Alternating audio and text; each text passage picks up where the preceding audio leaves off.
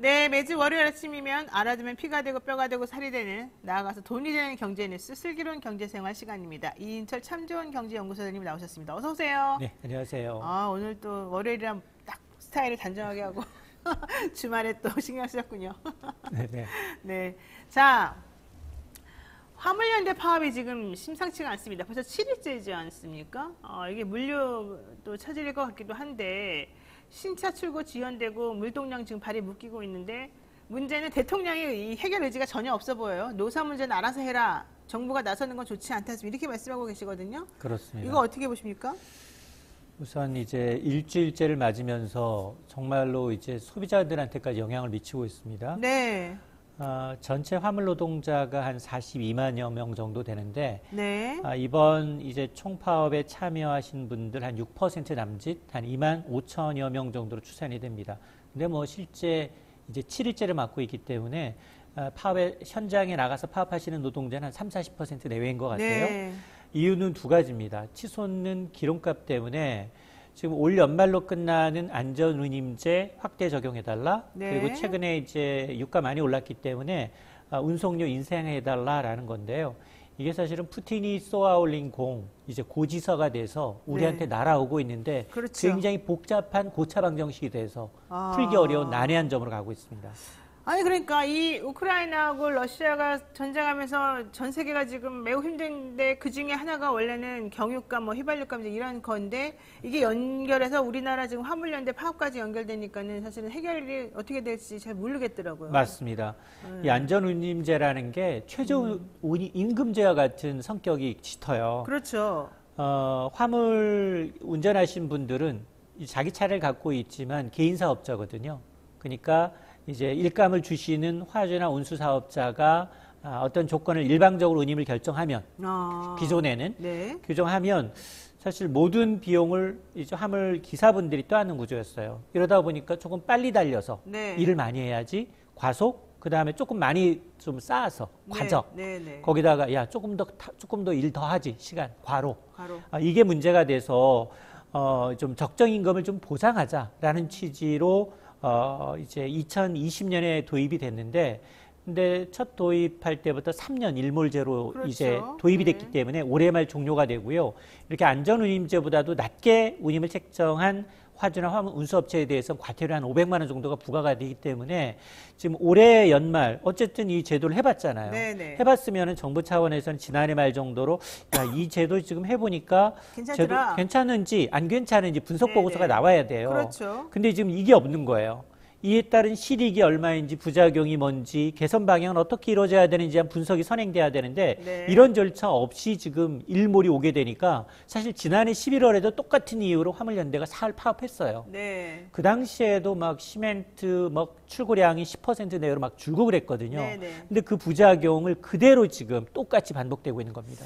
아니 그러니까는 사실 이제 화물연대 분들을 제가 만나봤거든요. 그때 하시는 얘기가 아니 우리는 그냥 안전하게 화물을 나르고 싶을 뿐이다. 근데 지금 현재 시스템은 도저히 어렵다. 너무 기름값, 이 휘발유값 이게 너무 많이 올랐고 그 다음에 이 시스템이라 그래야 되나 인프라가 지금 너무너무 어려워지고 있어서 돈 1,500만 원 받아가지고 실제 나의 손에 쥐어지는 거는 150만 원도 안 된다. 이런 얘기 많이 하더라고요. 근데 그러면 이제 운송이든 뭐 이런 것들은 전부 다 나라의 기관 산업 비슷한 것들인데 그런 것들은 일정 정도는 나라에서 어느 정도 책임을 져주는 게 필요하다 이렇게 또 보는 입장들이 많거든요. 맞습니다. 그래서 네. 경유 가격이 지금 이렇게 많이 치솟을 줄은 지금 누구도 상상을 깜짝이야. 못했어요. 2,050원, 2,100원 막 이렇게 돼요 이제. 지금 왜냐하면 네. 지금 우크라이나 사태 이전만 하더라도 한 1,600원 내외였어요. 그렇죠. 그러다가 600원, 600원 이상 뛴 겁니다. 그러다 네. 보니까 정부가 이제 경유 유가 연동 보조금제를 하고 있어요. 네. 그것도 이제 확대하기 위해서 리터당 1,750원이 넘는 초과하는 분에 대해서 절반가량은 정부가 지원을 하고는 있지만 그렇죠. 근데 국제유가 오름세가 너무 가파르다는 겁니다. 따라가지 못하는군요. 맞습니다. 네, 네. 그러다 보니까 실제로 이제 안전운임제를 그동안에는 이제 수출입 컨테이너선, 네. 컨테이너 차량, 그리고 시멘트 차량 이 두 가지 업종에 한해서만 했는데 네. 전부 확대 시행해달라. 그러면은 이제 뭐 이 화물 운전하시는 기사분들한테는 이득이 있다는 얘기거든요. 그렇죠. 실제로 이제 한국교통연구원의 자료를 보니까 근로시간 두 개 업종에서 했지만 시멘트 차주의 경우에는 월 평균 근로시간이 한 10% 넘게 줄었고요. 네. 대신에 이제 소득은 2배 이상 늘었어요. 컨테이너 차주도 비슷합니다.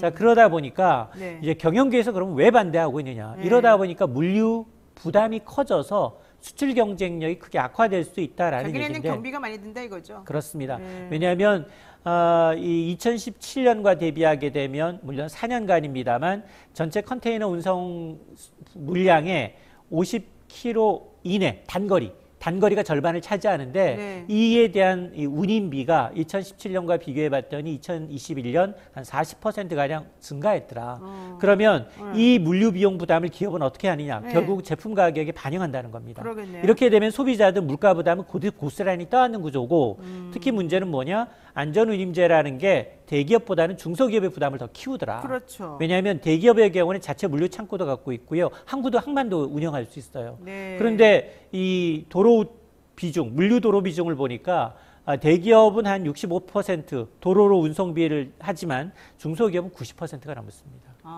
자, 이러다 보니까 이 부담이 네. 대기업뿐만 아니라 중소기업의 이제 파장이 더 크다라는 게 이제 경영계 입장입니다.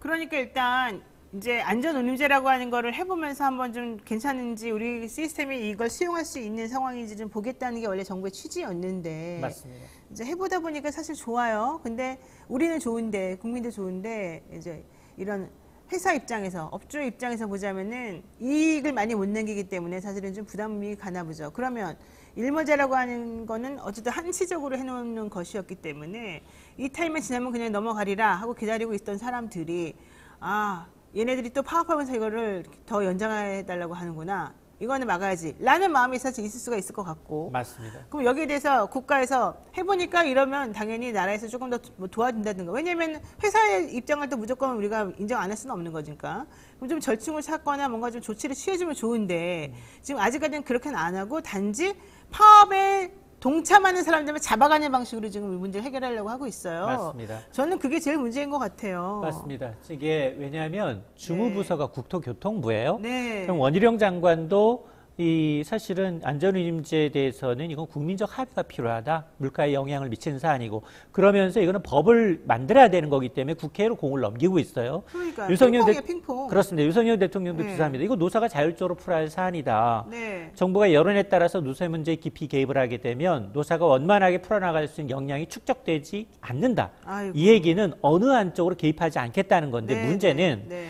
지금 최저임금 성격이 강한데 줬다 뺏을 수 있습니까? 그러니까요. 바로 그거예요. 이제 더 이상 뭐 밑으로 내려갈 바닥이 없는 건데. 맞습니다. 사실은. 그리고 지금 시간도 너무 없는데 우리 경제 유일한 희망이 지금 수출인데 네. 물류 혈맥이 지금 막히고 있어요.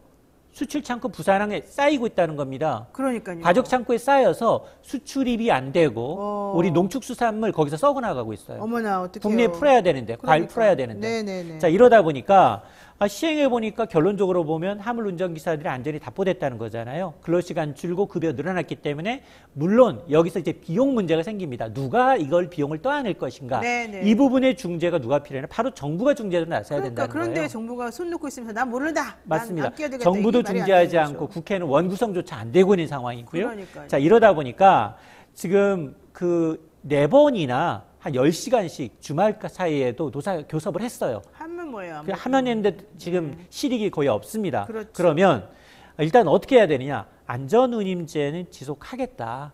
그런데 세부 사항은 단계별로 좀 얼마나 늘릴지에 대해서 논의하자. 그래요. 그러니까 일단 파업 복귀해라. 파업을 멈춰하고 복귀하고 대신에 안전운임제 시행을 전제로 해서 노사정이 머리를 맞대야 돼요. 네. 이게 상당히 풀기 어려운 고차원 방정식입니다. 그리고 그런 거를 조금 가이드라인 같은 걸 좀 제시를 해주고 중재를 좀 시켜줘야죠. 맞습니다. 나라에서. 맞습니다. 예. 그러니까 무조건 많이 오르면 좋겠지만 결국 물류비용 부담이라는 게 기업이 제품 가격 올리고 국민들의 물가 부담을 떠올리는 거기 때문에 네. 이게 연쇄작용으로 작용하니까 과연 화물차 운전기사, 화주, 국민들이 감내할 수 있는 수준의 화합안을 만들어놔야 돼요. 맞습니다. 타협안이 지금 없고 네. 이것조차도 서로 핑퐁 게임처럼 하다 보니 네. 지금 어제 네. 이 화물연대를 대표하는 이제 민주노총이 네. ILO 네. 국제노동기구에다가 네. 지금 이번 화물연대 파업에 대해서 지금 개입을 요청했어요. 아, 이것도 창피한 일이에요. 사실 맞아요. 우리나라가 그런 걸 못해서 남의 국제기구에다가 개입해서 해달라 그런 게 말이 돼요? 맞습니다. 예, 정확한 지적이신데요. 무슨 미개국도 아니고. 참네요. 맞습니다. 아이고. 정부는 사실 이번 파업을 이게 불법행위로 전제하고 공권력을 지금 배치하고 있다. 그렇게 강으로만 나가도 안 그렇습니다. 되죠. 이게 이제 노조권이 이제 보장을 하지 않은 아이언 협약 위반이다라고 하면서 네, 지금 맞습니다. 지금 요청한 상황이기 때문에 이 문제가 우리가 해결 못하니 국제사회 SOS 도와주세요. 중재를 외부에 맡긴 꼴이 되거든요. 아유, 창피하게. 정말. 그러니까 네. 이게 윤석열 정부의 어떤 노사 관계의 첫 어떤 바로미터예요. 시험 때예요. 예, 왜냐하면 예. 지금 국제유가 인상분, 원자재 곡물 가격 인상분 다 반영 안 됐어요. 이제 이게 시작이에요. 이제부터 5월 그러면 임금 투자 지금 기업들 현대차 같은 경우에도 마찬가지고 가장 강한 이제 노조가 자동차 노조예요. 그러네요. 자동차 노조들이 임금 협상에 야 물가 인상분은 적어도 보장해줘야지 플러스 알파를 요구하거든요. 그럼 앞으로는 더 심각해질 텐데. 이게 네. 임금을 많이 올려주면 좋겠지만 네, 이게 네, 개인 네. 서비스 물가를 올리고요. 네. 다시 계속해서 정부가 어떤 대책을 내놔도 먹히지 않습니다. 네. 그러니까 이 중재가 굉장히 중요해요. 근데도 그냥 알아서 해라 이러면은 해결이 안 된다는 건데. 맞습니다. 이거 뭐 국제기구에 가져가면은 뭐 언제 그게 해결되겠어요. 그거는 뭐 아주 그냥 강제력이 있는 것도 아니고 모르겠네요. 진짜. 게다가 정치권이 나서서라도 뭔가 좀 해줘야 되는데 뭐 원구성도 안 되고 있으니. 서로 내 탓하고 있어요. 그러니까. 사실은 이게 민주당이 도입을 한 거예요. 네, 원래 일몰제로. 해놨었죠. 그래서 도입. 12월부터 얘기를 해야 되는데 선거 때문에 선거 때문에. 계속 미뤄둔 거예요. 네. 그래서 또 민주당이 그래도 화물연대 파업에 대해서 조금 전향적 자세를 취하려고 했더니 또 반대쪽에서 난리 쳐갖고 지금도 사실은 좀 중단되고 있습니다. 여러분이 국민의 민의로서 어떻게 하면 좋겠는지 한번 알려주시기 바랍니다. 자, 여러분 지금 노영의 뉴스 인사이다. 이인철 참좋은 연구소장과 함께 슬기로운 경제생활을 하고 있는데요. 자, 우크라이나 사태가 장기화되면서 국제 유가가 고공행진을 지속하고 있죠.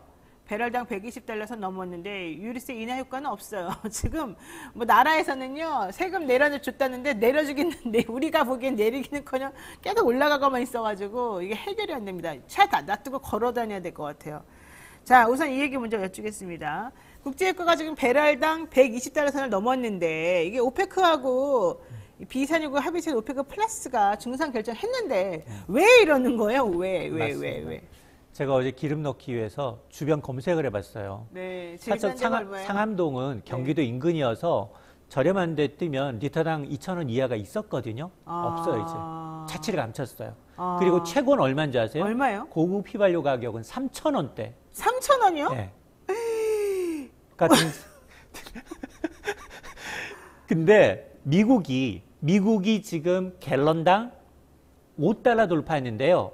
5달러가 갤런이 3.78리터예요. 네. 이것도 사상 최고예요. 네, 그렇죠. 사상 최고인데 이거 리터당 계산해 봤더니 1,700원이에요. 미국. 야, 저 옛날에 미국에서 오래전에 살았었는데 한 20년 전에 아니지. 하여튼 오래전에 살았는데 그때 그 갤런당 1~2달러도 있었어요. 그 갤런당 가격이 그때 맞아요. 1.7달러 막 그랬어요. 맞아요. 야, 근데 지금 그런데 5달러라니. 지금 이제 서부 텍사스산 중진류 기준 지난 주말에 배럴당 121달러, 영국 백산 브렌트유는 123달러예요. 네. 아니 야 오페크 플러스라고 해서 산유국 13개국과 비산유국 10개국가가 합쳐서 네. 7, 8월에 하루에 64만 배럴 이상 증산하겠다라고 했거든요. 네. 그럼에도 불구하고 유가가 오르는데 가장 큰 이유, 미국이 바캉스가 시작됐어요. 미국은 전 세계 휘발유 소비 35%. 네, 엄청나게 많이 소비하죠. 35% 하는데 미국 큰 차예요. 대형차 타요. 물가보다 싸기 때문에 대형차 탄단 말이에요. 이 수요가 폭발적으로 늘다 보니까 미국 재고량이 뚝뚝뚝 떨어지고 있고요. 그렇죠. 여기에다가 중국 봉쇄력 완화됐어요. 네. 그동안 억눌렸던 소비가 폭발적으로 늘고 있습니다. 그러네요. 소비가 늘어나는 그렇습니다. 추세 하필이면 맞물려. 여기에다가 네. 지금 증산 합의했는데 야 64만 배럴? 야 전 세계 하루 소비량이 0.7% 증산한다고? 너무 쌌네. 자, 이런 상황이다 보니까 사실은 그동안 바이든 행정부 들어서 사우디 굉장히 사이 안 좋았어요. 네, 그랬죠. 언론인 이 사망 사건의 배우로 이제 이 빌살만 네, 왕세자가 네. 지금 배우에 있다라고 하면서 배척했거든요. 그랬죠. 그러다가 지금 바이든 대통령 급기야 전략적 비축이 풀었잖아요. 안 돼. 그러니까 사우디 날아갈 태세예요. 그러니까 이제 좀 저자세가 되더라고요, 보니까. 맞습니다. 근데 솔직히 제가 듣기로는 러시아 지금 룰루랄라래요, 룰루랄라. 지금 왜냐면 사우디는 1분기 경제 성장률이 9.9%예요. 그리고 팍 미국의 오른 정유업체 거죠. 쉘 가격, 네. 쉘 업체들 정유서 한 국제 가격 배럴당 $50 손익분기점인데 지금 증산 안 하려고 하고 있어요. 그러니까 일본에서 왜냐? 그런다고. 요 전쟁 기간 동안 버는 돈이 지난 20년 동안 버는 돈보다 더 많아. 훨씬 많다고. 아, 이란이 뭐 전쟁하면서 자기는 사실 전쟁은 밑밥이고 이 기름 팔아서 돈 돈 남기고 치부하겠다 있어요. 이런 거 그러니까 아니겠어요? 산유국들은 지금 정말 너무 돈이 남아 돌아서 난리고 아, 지금 자원 빈국들 우리나라 반도체 판 것보다 더 얹어서 달러 얹어서 지금 유가 사오고 우리 있어요. 삼성전자는 지금 뭐 5만 잔짜리 간에만에 그러고 있는 상황에서 참 뭡니까 이게 도대체가 정말 너무 속상해 죽겠는데 자 앞으로 한번 전망도 한번 해보죠. 국제유가 전망 계속 불안정합니다. 근데 참 이상해요. 솔직히 푸틴 같은 사람은 그렇게 우리가 보기엔 엉터리 같은데도 하늘이 도와주나요? 왜 이러는 거예요? 푸틴은 예. 지금 원유를 예. 국적 바꿔가지고 다 팔고 있어요. 그러니까요. 제가 인도, 들었는데 중국. 엄청나게 돈 많이 벌어서 행복해하고 있대잖아요. 맞아요. 아, 근데 어쨌든 그것보다도 어쨌든 국제유가 남이 전망이- 나라 얘기고 우리나라가 걱정인데 어떻게 근데 될 것 같아요? 맞습니다. 이제? 유류세 30%나는 법적으로 최고할 수 있는 거예요. 예. 여기다가 탄력세를 조정하면 최후의 수단까지 동원하면 실질적으로 37%까지 가져갈 수 있어요. 근데 이거 리터당 한 50원 더 효과 미미해요. 그러다 보니 어떤 얘기 나오고 있느냐? 유류세 인하폭 30%로 제한하지 말고 100%까지 가져가면 어떻게 할까? 이게 국회 계류가 돼 있는데 이건 법 개정 사항이니까 여야 합의해야 돼요. 시간이 더 걸려요. 아. 또 하나가 뭐냐? 네. 이명박 정부 때 시행했던 유가 환급금을 좀 지급하는 방안도 거론되고 있어요. 유가 환급금이라는 건 지금 국민들한테 유가 급등으로 추가 부담한 교통비, 유류비 현금으로 돌려주는 거예요. 네네네. 자, 그러면 야, 지금 이 카드 제종도 없는데 돈을 더 쓴다고? 그리고 이명박 정부 때는 이 에너지 취약계층한테만 썼거든요. 네. 이거 그 효과가 별로 없어. 전체로 확대하기엔 돈도 부족해. 어. 또 물가도 들쑥일 수 있어. 굉장히 맞아. 고차원적인 방정식 때문에 네. 이 역시 정부가 어떤 카드를 내놓을지 아마 이번 주 경제정책 방향을 발표하면서 이에 대한 대안도 한번 나올 거로 봅니다. 결과적으로는 다 뭔가 부정적이네요. 해결책이 해결책이 없어요? 잘 없어요. 야, 이거 어떻게 쓰지 말아야 돼 그러면? 방법이 없네요. 돌아다니지 말라는 건가? 걸어다니라는 건가? 잘 모르겠어요. 자, 여러분 지금 상황이 이런데 국제적으로도 이렇고 시장경제 이렇게 안 좋은데 국회의원님들 좀 싸우지 좀 말고 니탄야탓 하지 말고 좀 해결책을 내놓으십시오. 해결책. 국회의원들이 일을 해야지 도대체 뭐 하는 겁니까? 정말 월급을 좀 딱 중단시켜버리고 싶네. 그쵸? 맞아요. 동감이에요. 네, 또 이렇게 말하면 나 혼나겠어요. 자, 지금까지 참조영경제연구소의 이인철 소장님과 말씀 나눴습니다. 고맙습니다.